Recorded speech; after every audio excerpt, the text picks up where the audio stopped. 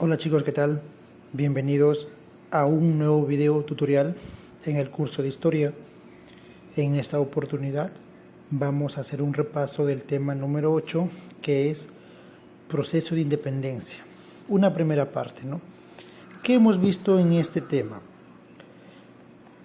La desarticulación del Imperio Español, las reformas borbónicas, las rebeliones indígenas, el reformismo criollo y la aparición de los precursores, la formación de las juntas de gobierno y los levantamientos criollos. Entonces, empecemos con un repaso de estos principales puntos relacionados con el proceso de independencia, el tema número 8, como preparación para tu evaluación trimestral.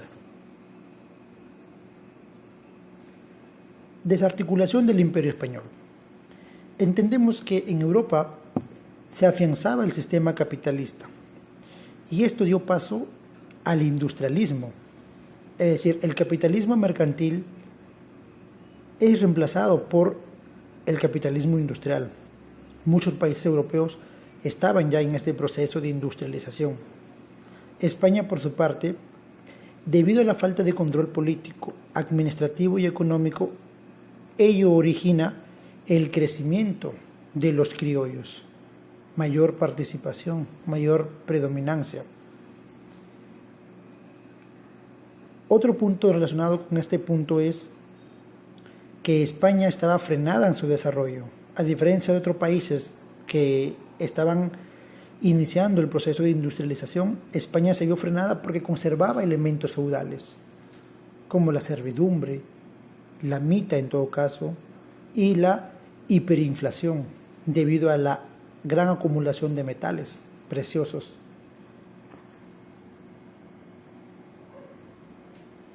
Las reformas borbónicas. Esas reformas que fueron implantadas luego que los Borbones, la segunda dinastía de reyes que gobiernan España, para reconquistar el territorio americano, sus colonias. Entre sus principales medidas tenemos creación de nuevos virreinatos y capitanías generales, como el de Río de la Plata, Nueva Granada, Capitanía General de Santiago de Chile y la Capitanía de Venezuela. Cambio de instituciones. Se crean las intendencias en reemplazo de los corregimientos. Se lleva a cabo la expulsión de los jesuitas en 1767 por el rey Carlos III y el virrey del Perú, Manuel Amat y Junyent. Recordemos que Carlos III es el que lleva a cabo todo este proceso de reformas borbónicas. Se da la ley de puertos libres, con la cual se rompe el monopolio que tenía el Callao en la parte sur del continente, ya que recibe o tiene competencia comercial con los puertos de Valparaíso, Chile y Buenos Aires, Argentina. Tolerancia a la expropiación de tierras, ¿no? Es decir, se le quitan las tierras, se las empodera, o en todo caso se hacen dueños los españoles, y las concesiones mercantiles. Por ejemplo, a Inglaterra se le autoriza introducir un barco, un navío de mercancía. Otro punto también son las rebeliones indígenas.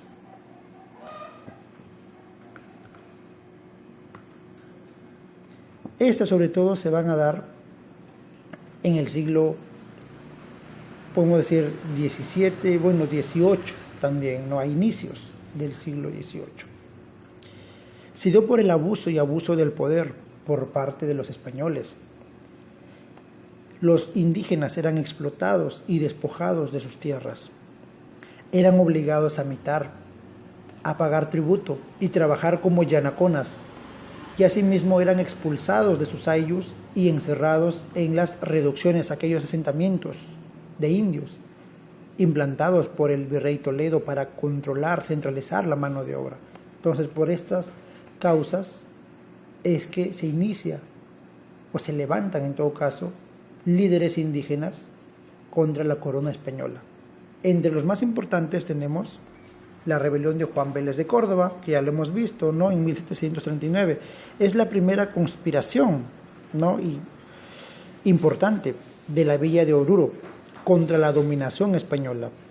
Él va a buscar contacto con los líderes del movimiento de liberación inca, logrando acogida, simpatía en Eugenio Pachamir, el curaca de Oruro. Es importante mencionar asimismo el documento que él va a redactar, como es el Manifiesto de Agravios, donde explica los motivos de su alzamiento y las circunstancias que posibilitan la lucha por la ansiada libertad. Defendía a los indios, ¿no? Justamente hablaba de su condición y decía que ellos eran los legítimos señores de la tierra. Y también unificó o buscó la participación de los criollos. Otra rebelión también que tenemos acá es la de Juan Santos Atahualpa, 1742-1756. Fue descendiente de los antiguos incas, se educó con los jesuitas, ¿no? Y él justamente organiza los pueblos amazónicos. Su rebelión se estableció en la zona central, denominada el Gran Pajonal, en lo que es Tarma, en la Sierra Central. Su objetivo era restaurar el imperio inca y expulsar a los españoles. Y para ello va a destruir 25 misiones franciscanas y asimismo logra su expulsión. Él estaba en contra de las misiones franciscanas, pero estaba a favor de la labor de los jesuitas. Y justamente en el nuevo reino que él buscaba instaurar, la religión predominante iba a ser la católica, a favor de los jesuitas. Congregó los pueblos de la selva central, extendiéndose, ¿no?, por las cuencas del río Tambo, Perené, Panao, Pichis, Quimiri también, ¿no?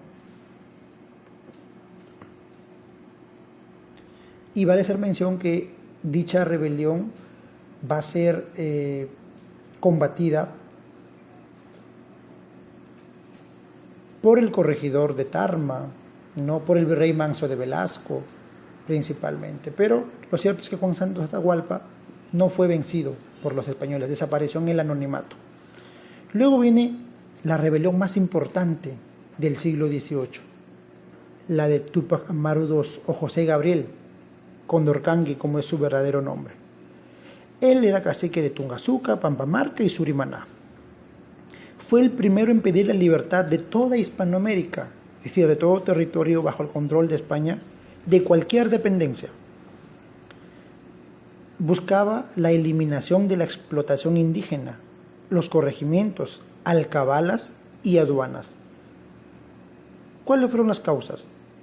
El establecimiento del comercio por puertos libres en 1778, los abusos en la mita minera y obrajera, el cobro de los tributos, ¿no?, el abuso de los corregidores, la influencia de las ideas ilustradas y la creación del virreinato del Río de la Plata.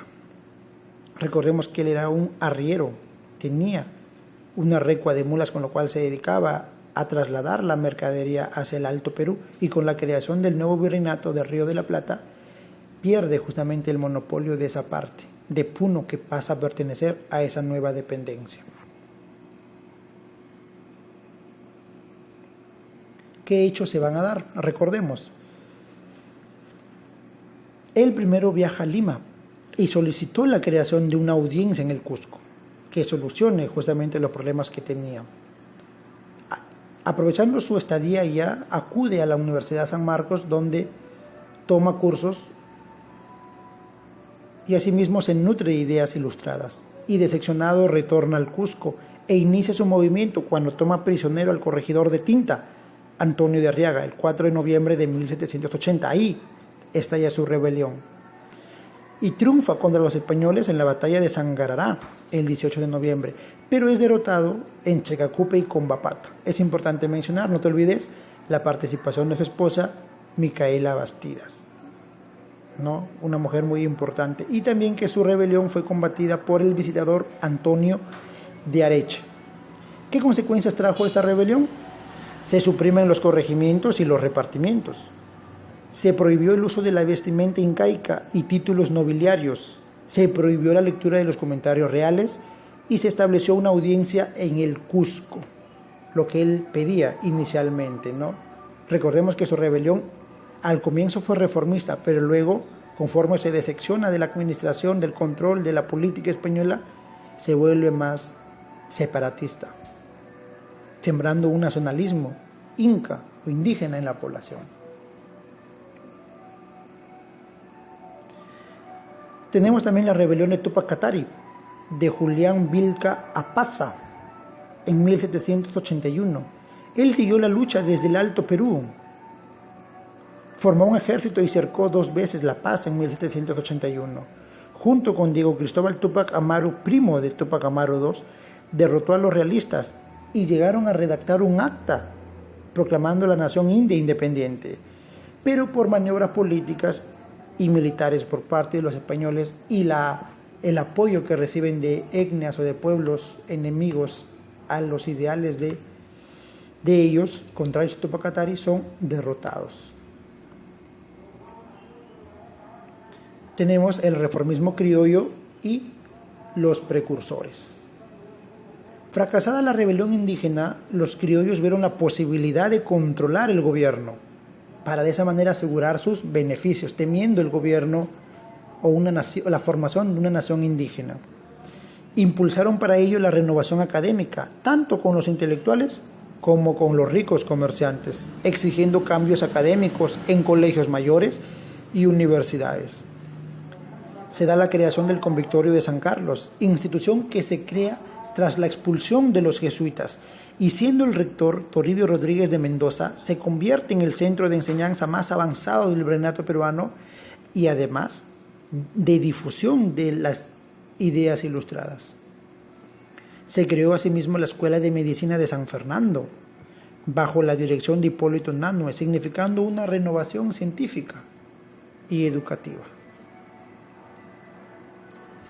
Otro punto es también, continuamos acá.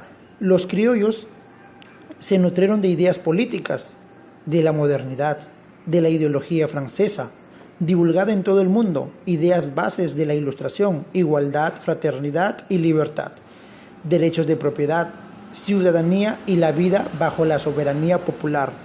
Se nutren de ideas ilustradas de la Revolución Francesa. Justamente ahí vamos a ver los factores que influyen, ¿no?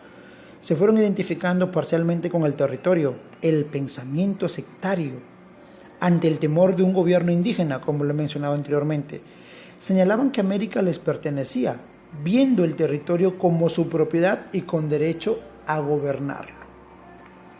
¿Qué factores influenciaron en los precursores? Tenemos, no olvidemos, la Ilustración, que fue un movimiento cultural, intelectual que nació en Europa a mediados del siglo XVIII, que influye en la ciencia, en la economía, en la política y la sociedad de esa época, expandiéndose principalmente en la burguesía, ¿no? Y cuya obra más importante va a ser la Enciclopedia. La Revolución Francesa, que significó el derrumbe de la monarquía absoluta y establecimiento de un gobierno republicano, democrático, y cuyo documento más importante es la Declaración de los Derechos del Hombre y del Ciudadano, la independencia de las 13 colonias, que significó que era posible edificar un sistema político liberal y democrático, liberándose del control de un país. Y esta independencia de las 13 colonias, como se conoce, fue reconocida en el Congreso de Filadelfia, tras la batalla de Yorktown. El liberalismo, la revolución industrial inglesa, aquel proceso de transformación tecnológica, social, económica, surgido a mitad del siglo XVIII en el Reino Unido, en Gran Bretaña, lo que es Inglaterra, significando el paso de una economía rural basada en la agricultura a una economía industrializada, urbana, mecanizada, es decir, predominan las máquinas, las fábricas, se dan los grandes inventos. Y también mencionamos la invasión napoleónica, que también es importante. Cuando Napoleón Bonaparte en 1808 invade España y entrega el poder a su hermano José I. En respuesta, los españoles se forman la Junta Central de Gobierno, se establecen las Cortes de Cádiz, se promulga la Constitución de Cádiz de 1812, denominada la PEPA, tras una disputa ideológica entre liberales y absolutistas, y finalmente se pone fin al antiguo régimen en Europa. ¿Correcto? Recordemos eso. Y ahora hablemos de los precursores. ¿Quiénes fueron los precursores? Fueron personas que impulsaron ideológicamente las luchas por la independencia, cuya actuación fue creando las condiciones necesarias para la independencia. Y según la postura ideológica hubieron dos grupos o dos sectores. Los reformistas, que planteaban reformas administrativas y económicas para evitar un alzamiento popular. Entre ellos tenemos a Fray Calixto de San José Tupac Inca, primer precursor reformista; José Baquijano y Carrillo, fundador de la Sociedad Amantes del País y autor del discurso Elogio a Jáuregui; Hipólito Unanue, fundador de la Escuela de Medicina de San Fernando, partero de la República y cuya obra más importante es Idea General del Perú; Toribio Rodríguez de Mendoza, rector del Convictorio de San Carlos, llamado el Bacón del Perú y maestro de los próceres; y Vicente Morales Duárez, fundador del Mercurio Peruano, principal medio de difusión de las ideas ilustradas en el Perú, a cargo de la Sociedad Amantes del País, ¿no? Y Vicente Morales Duárez es el primer abogado de Lima, recordemos. El otro grupo son los precursores separatistas. Aquí tenemos que ellos propugnaban la ruptura con España y anular el sistema virreinal, ya que su objetivo era tomar el control político. Juan Pablo Vizcardo y Guzmán, autor de la Carta a los Españoles Americanos, escrito en conmemoración a los 300 años de la llegada de Colón a América, recordemos. Primer precursor de las colonias españolas, Francisco de Miranda, es el que se encarga de publicar la Carta a los Españoles Americanos de Vizcardo y Guzmán, y fundó la Logia Americana. Antonio Nariño tradujo y promulgó el documento más importante de la Revolución Francesa, Derechos del Hombre y del Ciudadano. José de la Riva Agüero, primer presidente de facto del Perú, ¿no? El primer golpe de Estado. Y su obra más importante, Las 28 causas para la independencia de América. José Faustino Sánchez Garrión, conocido como el Solitario de Sayán y editor de La Abeja Republicana, siendo opositor a las ideas monárquicas de José de San Martín, cuando éste llega al Perú. Y como último punto, que también hemos trabajado, es las juntas de gobierno y posteriormente las rebeliones indígenas. ¿Por qué se formaron las juntas de gobierno? Estas se van a formar para aprovechar el caos político de España por la invasión napoleónica. Inicialmente se formaron para jurarle fidelidad y lealtad al rey Fernando VII, pero tras este abdicar, dejar el cargo, obligado a renunciar, finalmente las juntas de gobierno cambian de postura y buscan la separación con respecto a España. Y fue conformada y dirigida principalmente por aristócratas criollos y liberales. ¿Cuáles fueron estas juntas de gobierno? Tenemos la de Chuquisaca en 1809, lo que es Bolivia, fue la primera junta de gobierno; la de Quito en Ecuador, la de Caracas en Venezuela, la de Nueva Granada, Colombia, la de Buenos Aires, Argentina, y la de Santiago en Chile. Recordemos que en el Perú no se formó ninguna junta de gobierno. ¿Por qué es que en el Perú no se instaura una junta de gobierno? Por la acción del virrey Fernando de Abascal. Recordemos, él impidió que en el Perú se formase una junta de gobierno, aunque sí hubo sublevaciones e insurrecciones, que lo vamos a ver posteriormente. Desbarató las luchas ya existentes, ese fue su trabajo de él, y convirtió al Perú en el centro del poder realista. Pero recordemos que la única junta de gobierno que llegó a sobrevivir fue la de Buenos Aires, que se convierte en el primer país de Sudamérica en obtener la independencia en 1816. Y justamente como te decía, si bien no se formaron juntas de gobierno en el Perú, sí hubieron sublevaciones, los levantamientos criollos. Tenemos la de Tacna, 1811, conocida como el primer grito libertario, que fue liderada por Francisco de Sela. Él, aprovechando la llegada de la expedición argentina por el Alto Perú. Argentina enviaba, ¿no?, ejércitos al Alto Perú para buscar independizar nuestro país. Asaltan cuarteles con la dirección de las milicias, ¿no? Pero Antonio de Sela no se enteró que la fuerza argentina había sido derrotada en el Alto Perú y él esperaba el apoyo. Y finalmente es derrotado, ¿no?, capturado, y lo destierran a Panamá. La de Huánuco, 1812, dirigida por los criollos José Crespo y Castillo, junto con los indígenas de las comunidades de Patanaguás, Guamalíes y Conchucos. Esta rebelión fue más contra el abuso de los subdelegados hacia los indios y asimismo también contra los criollos comerciantes. Ellos justamente comunicaban que la rebelión no era contra el virrey y contra el Estado ni contra la monarquía, ¿no?, sino contra los opresores chapetones, los españoles. En Ambo, 1812, los insurgentes huyeron. Crespo y Castillo y Cabecillas fueron capturados y ejecutados. Luego también tenemos otros levantamientos criollos. La de Tacna, nuevamente, 1813. El segundo grito libertario, el segundo grito de Tacna.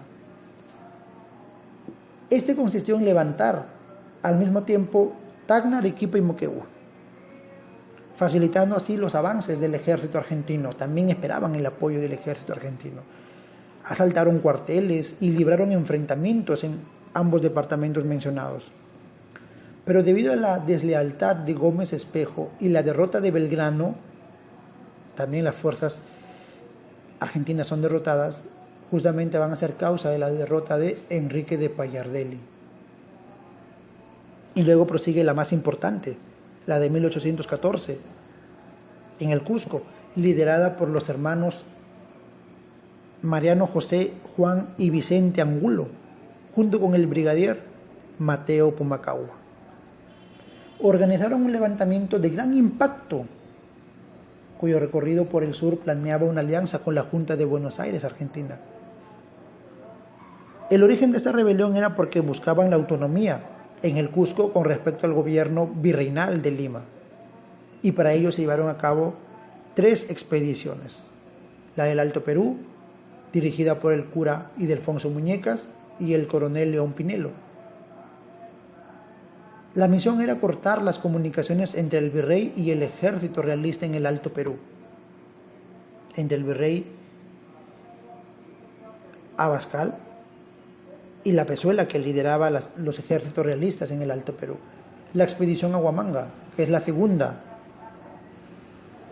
fue dirigida por José Béjar, Mariano Angulo y Hurtado de Mendoza, pero son derrotados en Huanta. Y la tercera expedición fue dirigida por Pumacahua y José Angulo. Se les une el poeta arequipeño Mariano Melgar, pero van a ser derrotados en Humachiri el 11 de marzo de 1815. Pumacahua, ¿no? Y el día siguiente Mariano Melgar fue fusilado.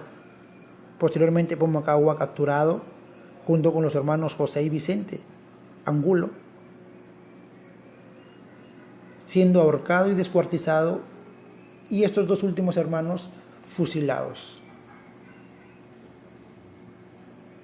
Lo importante de estas rebeliones, recordemos, es de que significaron para la población el sentimiento de nacionalismo, de la búsqueda por la independencia. Y tenemos en cuenta que se prosiguieron desde la rebelión de Túpac Amaru II, prosiguieron esas ideas de separación con respecto a la metrópoli española, inicialmente con los indígenas, posteriormente con los criollos, pero se siguió con esa idea, y que finalmente se cristaliza con el proceso de la corriente libertadora del sur y después la consolidación de la independencia con la corriente libertadora del norte, que será el repaso que haremos en un próximo video tutorial. Entonces, hasta aquí con el repaso de este tema. Recuerda que la semana entrante empiezan las evaluaciones trimestrales, así que a estudiar y enviar las tareas los que aún tienen pendientes con la reprogramación hecha. Entonces nos reencontraremos en una próxima oportunidad. Muchas gracias.